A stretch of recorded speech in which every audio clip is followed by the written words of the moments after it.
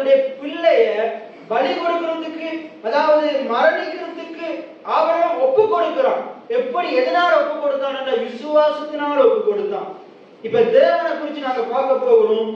தேவன் தம்முடைய ஒரே பேரான குமாரனாகிய இயேசு கிறிஸ்துவை எதனால ஒப்பு கொடுத்தார்? நாங்க போன கிழமை பார்த்தோம், யோவான் 3:16. தேவன் தம்முடைய ஒரே பேரான குமாரனை விசுவாசிக்கிறவன் எவனும். இப்ப நம்ம பார்க்கிறோம், யாருக்காக ஒப்பு கொடுத்தாரு? விசுவாசிக்கிறவர்களுக்காக ஒப்பு கொடுத்தார். விசுவாசிக்கிறவன் எவனும். இப்ப விசுவாசிக்கிறவனுக்காக தேவனே தம்முடைய குமாரனை ஒப்பு கொடுத்தாரு. ஆண்டவரை விசுவாசிக்கிற பிள்ளைகள் கெட்டு போக கூடாது. எத்தனை பேர் ஆமீன் சொல்றீங்க? யாருக்காக ஒப்பு கொடுத்தாரு? விசுவாசிக்கிறவர்களுக்காக ஒப்பு கொடுத்தாரு. எதனால விசுவாசிக்கிறவர்களுக்காக ஒப்பு கொடுத்தாருண்டா, விசுவாசிக்கிற பிள்ளைகள் கெட்டு போக கூடாது. எத்தனை பேர் ஆமீன் சொல்றீங்க?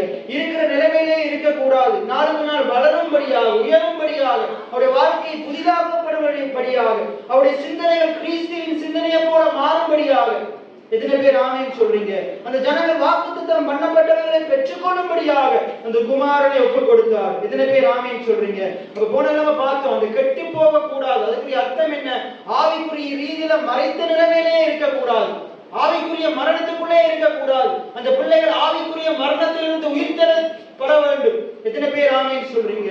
இப்ப கெட்டு போக கூடாதுன்னா இவ்வளவு அதுக்குள் அடங்கும். அப்ப விசுவாசிக்கிறவர்களுக்காக கொடுத்தாரு.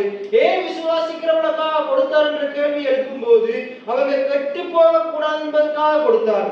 எத்தனை பேர் ஆமீன் சொல்றீங்க? இப்ப கெட்டு போக கூடாது. இன்னும் என்னதுக்காக கொடுத்தாரு? அவர்கள் கெட்டு போகாமல் நித்திய ஜீவனை அடையும்படியாக. எத்தனை பேர் ஆமீன் சொல்றீங்க?